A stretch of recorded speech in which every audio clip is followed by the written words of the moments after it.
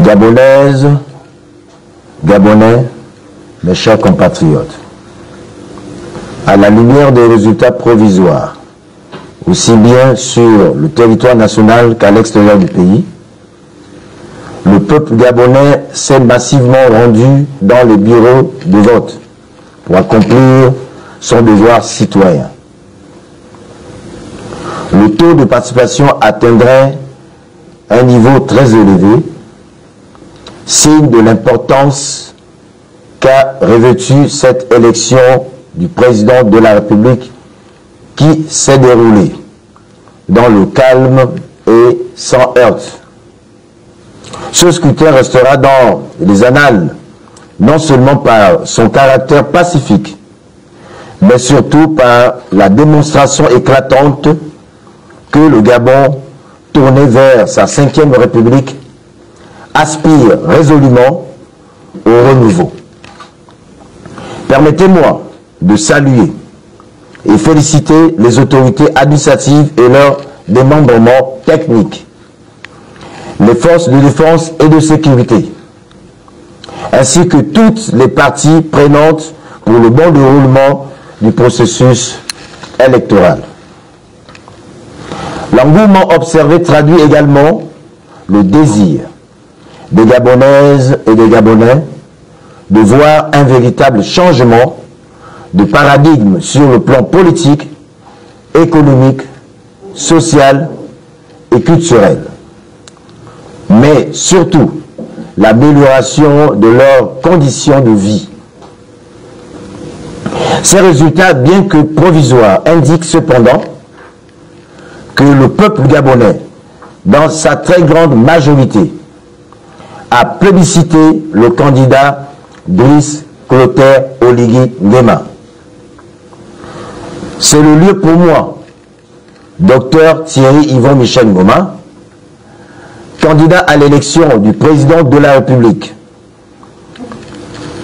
de 2025, d'adresser mes très vives et chaleureuses félicitations à ce dernier. Ainsi, attaché aux valeurs républicaines qui sous-entendent la véritable de notre démocratie et en attente de la proclamation des résultats définitifs par les autorités compétentes, j'affirme ma disponibilité à accompagner le président élu par le peuple gabonais. Je lui souhaite une gouvernance résolument tournée vers les préoccupations essentielles de notre peuple, l'amélioration du quotidien, la justice sociale, l'emploi des jeunes et la restauration de notre souveraineté économique, politique et culturelle. Toutefois, un blanc-seing sur les décisions qui seront prises,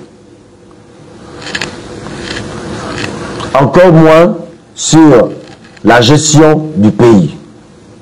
En effet, je me réserverai le droit de dénoncer lorsque il s'agit d'amorcer d'ores et déjà la sortie du Gabon de cette monnaie d'asservissement colonial dénommée et baptisée le franc CFA, et de rompre avec les accords coloniaux léonins et d'ailleurs frappés de caducité aujourd'hui.